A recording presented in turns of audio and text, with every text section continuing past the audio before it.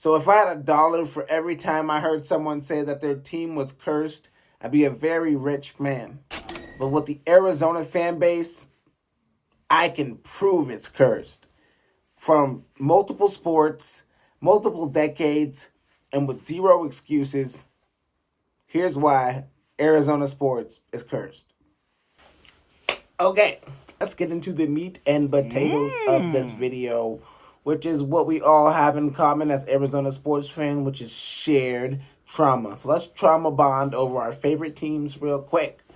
All right, Suns 2021, amazing team, amazing run. The Twins, Mikal Bridges, Cam Johnson, Chris Paul, the whole gang, even Jay Crowder and DeAndre Ayton were there. We get to the finals, go up 2-0 on the Milwaukee Bucks, and an injured Giannis. I'm thinking to myself, this is it. The moment we've all been waiting for. No, of course not. Arizona sports teams doing Arizona sports things, baby.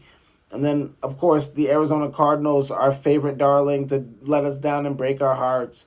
36 seasons, 6 playoff appearances, 3 division titles, and 1 NFC championship, and another super bad ass-kicking in the NFC championship in 2015 against the Panthers, which Carson Palmer hurt his thumb. If Carson Palmer didn't hurt his thumb, they win the Super Bowl. I don't care what you say. They win the gosh darn Super Bowl, and you know it. Shout out to Bruce Arians. D-backs World Series loss. That was pretty tough. That was a destined team. That team was changing the game with the way they were running the bases and being super aggressive and sweeping the Dodgers in the playoffs, only to get smashed in the World Series. How embarrassing.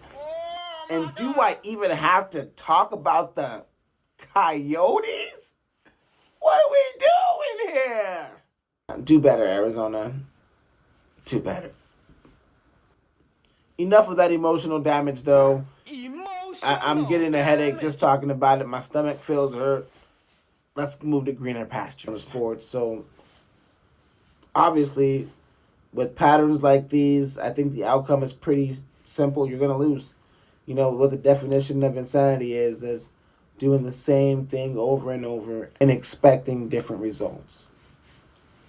Another prevalent part of the curse, or a reoccurring pattern, as I would like to call it, of the Arizona sports teams, is allowing top-level, maybe even franchise-level players and coaches to walk out of the door, sometimes for absolutely nothing other than, misunderstandings and little things like that. I really wish that certain people were kept around, and I think that pattern is one of the reasons why we could never really form a consistent winner around here. Yes, we've had bad luck, but it can't just be bad luck. I mean, when you got Sean Marion going to the Dallas Mavericks, winning a championship with them, you got Stephon Marbury going to the Knicks, having a great run with them, you got Amari Stoudemire also going to New York, Steve Nash going to LA for some reason, Randy Johnson going to New York. Oh my God! Sheesh! Hell, who stayed? Devin Booker, Larry Fitzgerald, and Larry Fitzgerald didn't even retire properly. There's just something weird about Arizona. Bruce Arians retired, said, get me out of here, went to Tampa Bay and became a champion with Todd Bowles, the defensive coordinator from that hotshot team. And obviously, Bruce Arians, the architect of that number one offense we had with Carson Palmer and Larry Fitzgerald and David Johnson, who was just sick right out of the gate. Man, it just doesn't make any sense how none of those players, stayed and built on to the lore. None of those coaches stayed and built on to the lore. Hell, even Curt Schilling, after winning the World Series, even though he peaked after, he peaked with us, but still, we didn't hold on to him. We didn't hold on to anybody. We just kind of don't do that because it's not cost effective. But I think that it does hurt you in a way where you don't build that culture. You don't build that mythos that helps you win championships. How can anybody win with the constant musical chairs that's being played in Arizona sports? So I believe that having a strong culture, strong mythos, a strong group of legends that represent you makes fans believe and gives you that extra oomph that you need to get over the hump and win a championship. Also, we've had freaking mad chaos when it comes to coaches and front offices I mean, the Cardinals and Suns is a perfect example. I mean, I think that at a point in time with the Cardinals, I think it's just been a new coach every year, every other year. A new D-line coach, new O-line coach. Everybody's leaving all the time. The Suns, I mean, we thought we had our guy in Monty Williams. I think we're paying 3 coaches for the Suns. We might be paying Frank Vogel, Mike Budenholzer, and are we still paying Monty Williams? We might be in the last year of that. But just that alone is ridiculous. The Diamondbacks have been a little bit more stable, but still, it's just like the front office is, oh my gosh. Arizona sports in a nutshell. I think while it's amazing to have an open mind and to believe in the supernatural, curses, etc., there is a such thing as patterns. And I believe in that too. I believe in patterns a little bit more than I believe in curses. And this is the whole meat and potatoes of our situation in Arizona. It's just been ownership instability. I mean, whether it be the D-backs, whether it be Michael Bidwell, whether it be Robert Sarver in the past for the Suns, now Matt Ishbia, there's just been a bunch of instability at the ownership position for Arizona sports. And before Matt Ishbia was introduced, the problem that was most prevalent, in my opinion, was these owners being cheap as hell. Just the cheapest owners in the whole entire leagues. And it was evident in the type of players and the type of moves they would make that they were more interested in making money or just preserving the money they did have instead of like taking wild swings and, you know, wildly upgrading facilities or anything like that.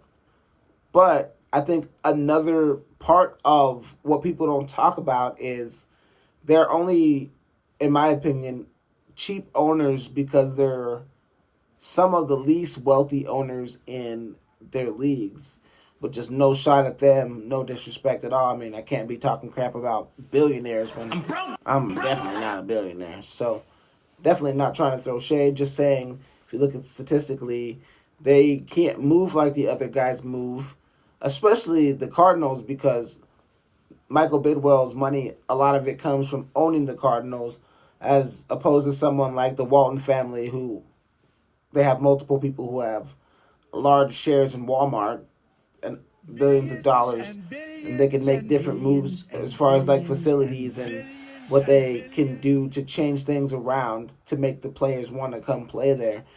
And I think the same was with Robert Sarver.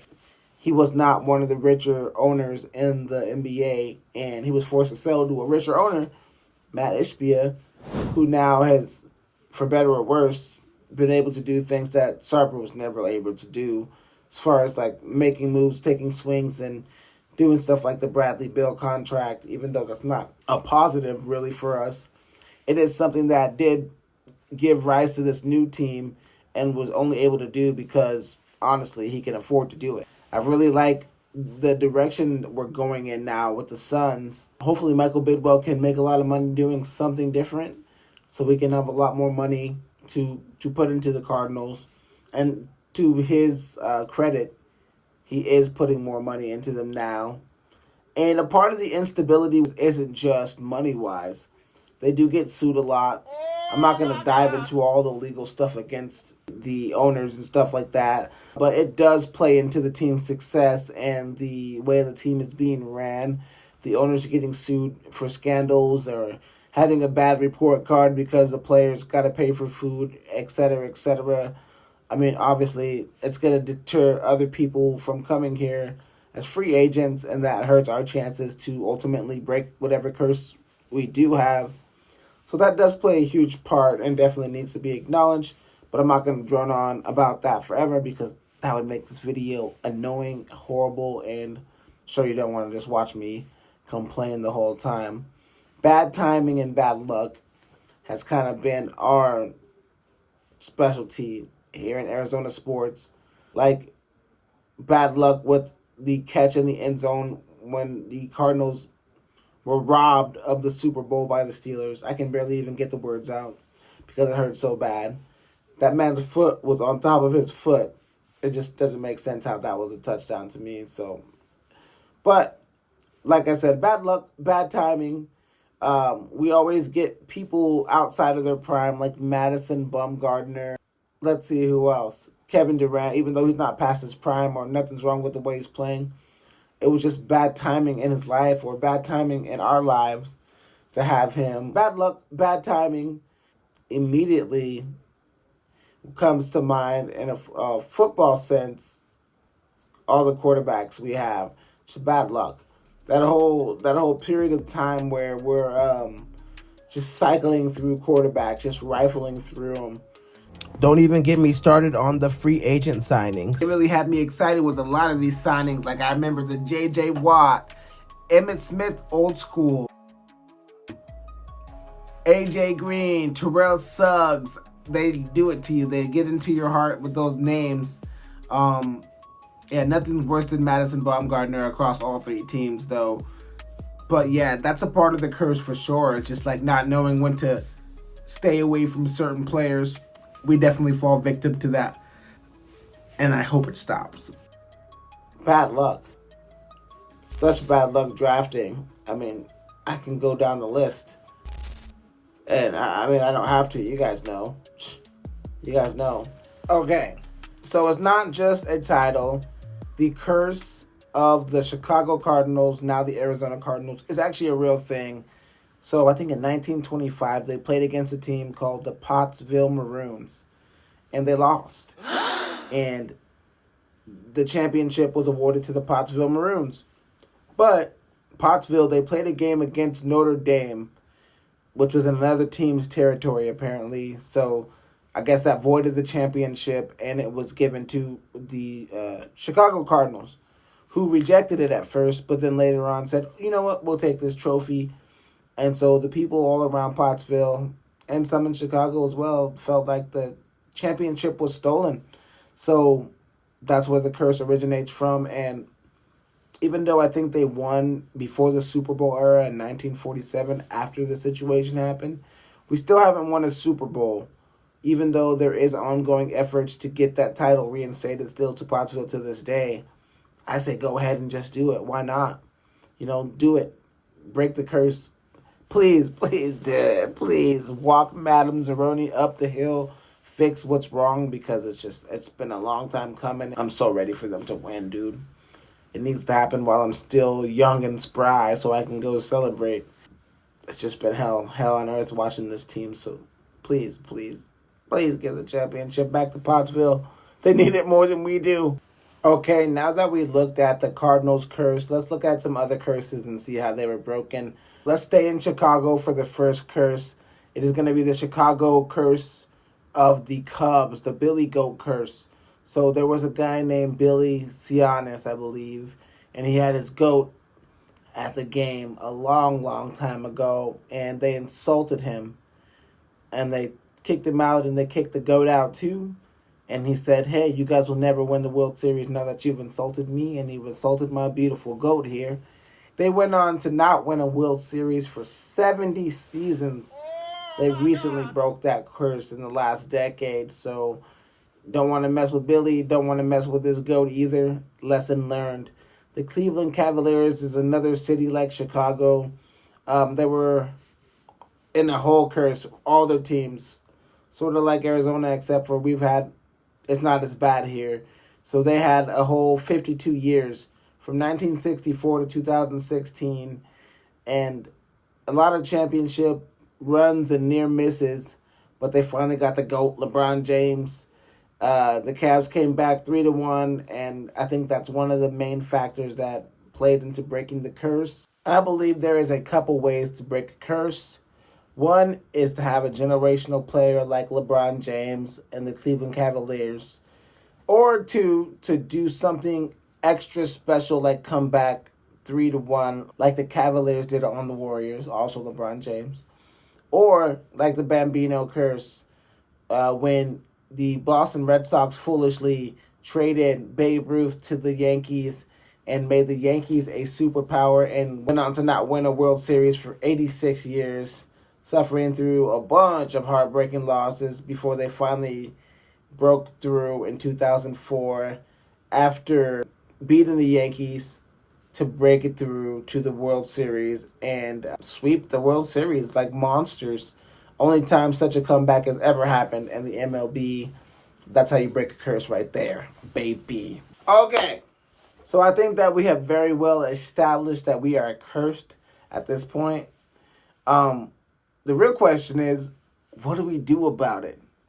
The way I see it is, we're pretty close to breaking out of it. I think that the Suns and Cardinals are moving in the right direction roster-wise, more the Suns than the Cardinals.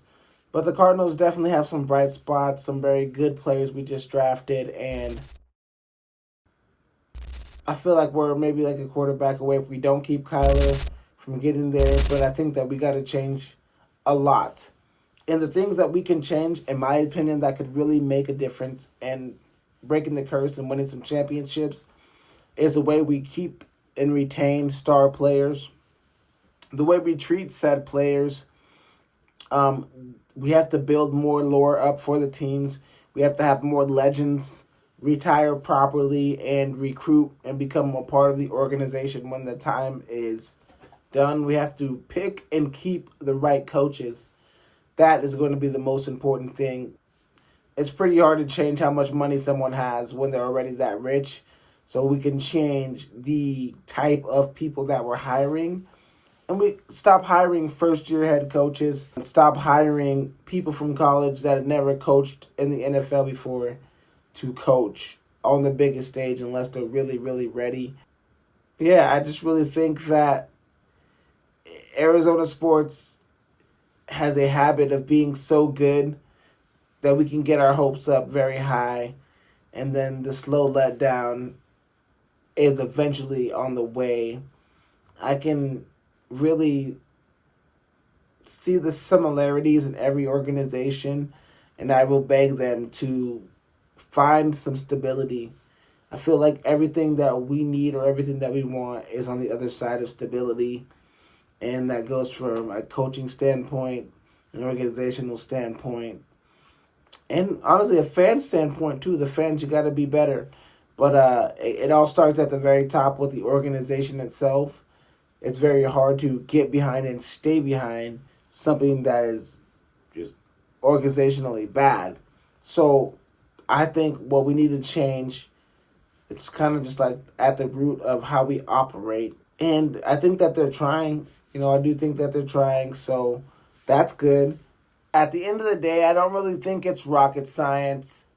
When you're in a group of people where there's enough sample size to where you can see what's working and what's not working, look at your team, look at teams similar to your team, and look at the teams that are winning, find out what's working, steal some of that, of course infuse your own sauce on it, but find out what's working, retain your players, make the people that work with you and for you happy, and that right there, that's how you break a curse. Later.